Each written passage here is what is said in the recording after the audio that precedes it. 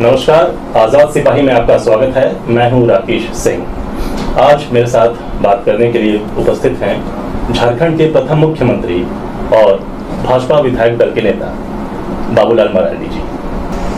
आपकी सदस्यता को लेकर विधानसभा न्यायाधिकरण में मामला चल रहा है, इस पर क्या कहना चाहिए? देखिए, हमारी सदस्यता को लेकर के मैं शुरू से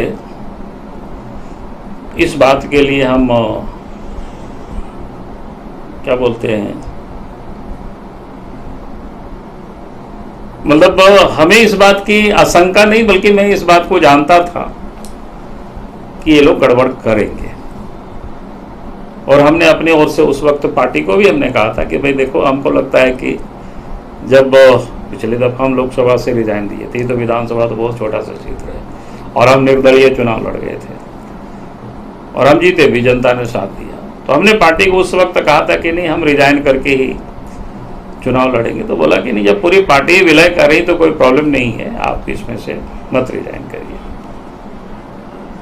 चूंकि हम पार्टी योगदान कर दिए थे और पार्टी से बात हुई तो फिर पार्टी की बात हमें मानना मेरे लिए जरूरी हो गई थी। और उसके बाद फिर पार्टी का विलय विधिवत हुआ।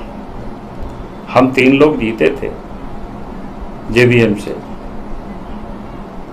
चूंकि 2 ने पहले से ही दल के विरोध में, यानी क्या बोलते हैं, एंटी पार्टी एक्टिविटी में इन्वॉल्व थे। तो उन लोगों को हम लोगों ने क्या बोलते हैं, कारण यानी पूछा भी, उसमें एक्सप्लेनेशन जिसको कहते हैं अंग्रेजी में। और एक्सप्लेनेशन भी कोई डाक से हम लोगों ने नहीं भेजा बल्कि स्पेशल मैसेंजर भेज करके बंधु तिर्की से भी को भी हम लोगों ने भिजवाया और प्रदीप यादव को भी, भाई आपने ये किया है, अगर इसका उत्तर नहीं देंगे तो फिर आपके ऊपर क्यों नहीं कार्रवाई किया जाए। फिर उन लोगों ने कोई उत्तर नहीं दिया। उसके बाद पार्टी से दोनों को हम लोगों ने निष्कासित कर दिया। फिर बाद में भारतीय जनता पार्टी में हम सब ने सर्वसम्मत से, जिसको बोलते हैं, मीटिंग करके फिर विलय हुई। क्योंकि पार्टी का जो संविधान होता है, उन संविधान के मुताबिक अगर कोई काम नहीं करते हैं तो हर पॉलिटिकल पार्टी करते हैं, पार्टी से लोगों को निकाल देते हैं, चाहे विधायक हो या सांसद हो या कोई भी पदाधिकारी हो। ये कोई हमने निकाला या हमारी पार्टी ने किया तो उस समय ऐसा नहीं कि हर पार्टी में होता है, दिन आप देखते होंगे। तो दोनों को हम लोगों ने निकाल दी और उसके बाद पार्टी का विलय झारखंड विकास मोर्चा का भारतीय जनता पार्टी में विधिवत, और हम लोगों ने इलेक्शन कमीशन को भी सूचना दिया। और इलेक्शन कमीशन ने जो उनका अपना नियम होता है उसके तहत फिर उन्होंने पार्टी के विलय की एक्सेप्टेंस, जिसको बोलते हैं, स्वीकृति भी प्रदान की। और फिर पिछले दिनों राज्यसभा का चुनाव हुआ, उसमें भी भारतीय जनता पार्टी के विधायक के रूप में हमने मतदान भी किया। 8-10 महीना के बाद, अच्छा, हम बोले जिनको हम लोगों ने निकाला उन लोगों ने कोई आपत्ति व्यक्त नहीं किया, बाती कोई दर्ज नहीं किया लंबी समय तक। और वो लोग कांग्रेस पार्टी में चले गए। ऐसा लंबी समय के बाद अचानक विधानसभा के अध्यक्ष के यहां से नोटिस आता है, यानी 100 मोटो उन्होंने संज्ञान लिया कि 10th शेड्यूल का ये उल्लंघन है और हमें उन्होंने नोटिस कर दिया। हमको जब उन्होंने नोटिस किया तो फिर हमने उसको हाई कोर्ट में चैलेंज किया कि भाई आप 100 मोटो इस प्रकार से नहीं ले सकते, ये गलत है, कॉन्स्टिट्यूशन के या 10th शेड्यूल के अगेंस्ट है। हाई कोर्ट में उसकी सुनवाई हुई, हाई कोर्ट ने भी इस बात को एक्सेप्ट किया, नहीं ये गलत है। तब ये सुप्रीम कोर्ट चले गए विधानसभा के अध्यक्ष, और सुप्रीम कोर्ट ने विधानसभा अध्यक्ष को कहा कि आप हाई कोर्ट में जाकर के जवाब दीजिए। और हाई कोर्ट जब फिर वापस लौट के आए तो उन्होंने कहा कि हमने जो ये किया हम उसको विड्रॉ करते हैं।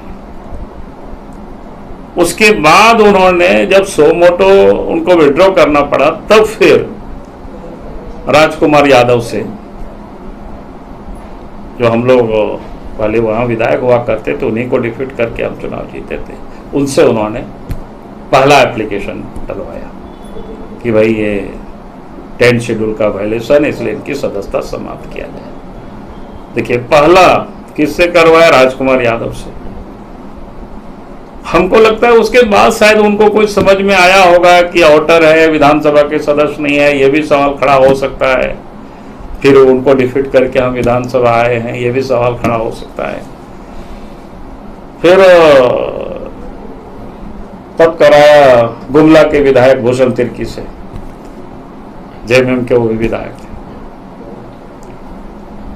हमको लगता है उसके बाद शायद लगा होगा क्योंकि अपने भी जेएमएम से आते हैं, वो भी विधायक जेएमएम के है, तब लगा कि ये भी शायद आगे सवाल उठ सकता है। तब तीसरा महागामा से कांग्रेस के विधायिका दीपिका पांडे जी से उन्होंने फिर तीसरा आवेदन उन करवाया कि 10 शेड्यूल का वायलेशन। क्रमवार मैं बता रहा हूं किस प्रकार से आवेदन हुआ। उसके बाद शायद लगा होगा कि भाई ये तो कोई उस पार्टी से जुड़ा हुआ ये लोग नहीं रहे हैं, ये भी शायद सवाल उठ सकता है। तब फिर उन्होंने प्रदीप यादव और बंधु तिर्की की ओर से अंतिम जिसको बोलते हैं एप्लीकेंट, ये 10 शेड्यूल का वायलेशन हुआ है। अगर उसको कल कर्म आप देखिएगा कब कब लोगों ने डाला है तो ये समझ में आएगा कि इन्होंने किस प्रकार से, भाई इनका इंटेंशन क्या है, मंशा क्या है, बिल्कुल साफ है। उसके बाद उन्होंने क्या किया कि अभी पिछले दिनों जब विधानसभा का सत्र था, अभी बजट सत्र के समय, उससे पहले उन्होंने एक कमेटी बनाया कि विधानसभा अध्यक्ष तो सो मोटो नहीं ले सकता है, तो स्टीफन जी की अध्यक्षता में 3 लोगों की कमेटी बनाई और उस कमेटी ने अनुशंसा किया कि नहीं, इस प्रकार की कोई मामला हो तो कोई भी व्यक्ति उसको आवेदन दे सकता है। हम लोगों ने उस पर आपत्ति भी किया था, भाई कोई भी व्यक्ति शब्द को आप हटा दीजिए, तब तो फिर पूरे राज्य के या कोई भी आवेदन करेंगे तब तो ये अनंत काल तक सुनवाई चलती रहेगी, तो कहाँ कौन देखेगा। तो हम लोगों ने कहा था कम से कम इस बात को तो ये कर दीजिए आप कि भाई जो संबंधित जो पार्टी के लोग, यानी जिस पार्टी का कहीं विलय होता है या 10 शेड्यूल जिस पार्टी से कोई विधायक कहीं या सांसद कहीं जाते हैं, तो कम से कम उस पार्टी के ही लोग आवेदन करें, उस पार्टी से जो सदस्य हो या पदाधिकारी हो जुड़े हुए।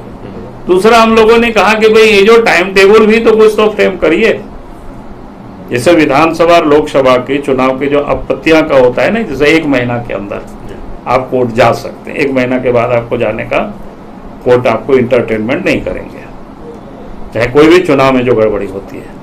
लोकल इकाई का भी शायद गड़बड़ी होती है, उसका भी शायद 40 दिन तक का है। तो हम लोगों ने उस पर भी आपत्ति किया था कि भाई आप ये जो टाइम कोई बॉन्ड नहीं किए हुए इसको भी तो कम से कम करें, लेकिन उन्होंने कुछ भी नहीं सुना कि उनके पास बहुमत है और उन्होंने इसको नियमावली में फिर से जोड़ा, यानी इसको जस्टिफाई करने के लिए, ताकि राजकुमार यादव का भी हम सुन सके और बाकी लोगों का सुन सके। तो मैं ये मंशा, इनका जो इंटेंशन है, इनका नहीं बल्कि मैं तो कहता हूं कि भाई ये तो मुख्यमंत्री का है, हेमंत सोरेन का है, विधानसभा अध्यक्ष तो बेचारा एक क्या बोलते हैं उसको, वो भी एक ज्यादा है या इंस्ट्रूमेंट है समझिए उसको। हम उनको कोई कसूरवार नहीं मानते, क्योंकि मैं पॉलिटिकल सिस्टम को इतना तो मैं समझता हूँ, इसीलिए मैं उनकी कोई कसूर नहीं मानता हूँ। इसलिए मैं शुरू के दिन से ही इस बात से वाकिफ हूँ कि ये क्या क्या कर सकता है, आगे क्या करेगा, इसलिए उसके लिए हम निश्चिंत हैं। क्योंकि हमने तो बताया कि जो हर कोई जानता है, आप सब लोग जानते हैं अच्छी तरह से, भाई हम कोई पॉलिटिक्स करते हैं तो मैंने क्या बोलते हैं उसको, जैसे मैंने बोला कि 2006 में हम जब बीजेपी छोड़ रहे थे तो लोकसभा की सदस्यता से त्यागपत्र देकर के हम चुनाव के मैदान में गए, इस बार भी जाने वाले थे, लेकिन सबों ने कहा कि भाई आप क्यों ऐसा हड़बड़ कर रहे हो क्या, जो कि हर कुछ नियम कानून भी तो है उसमें से। लेकिन जब पार्टी ने कहा तो फिर हम अपने आप को माने, बोले कि चलो ठीक है। तो इसलिए हम अपने ओर से कहीं भी कोई अनिभिज्ञ हम नहीं है, बल्कि हम पूरी तरह से वाकिफ है ये लोग क्या क्या कर सकते हैं, वो जानते हैं। बाबूलाल मरांडी का पूरा इंटरव्यू देखने के लिए डिस्क्रिप्शन में दिए गए लिंक पर क्लिक करें।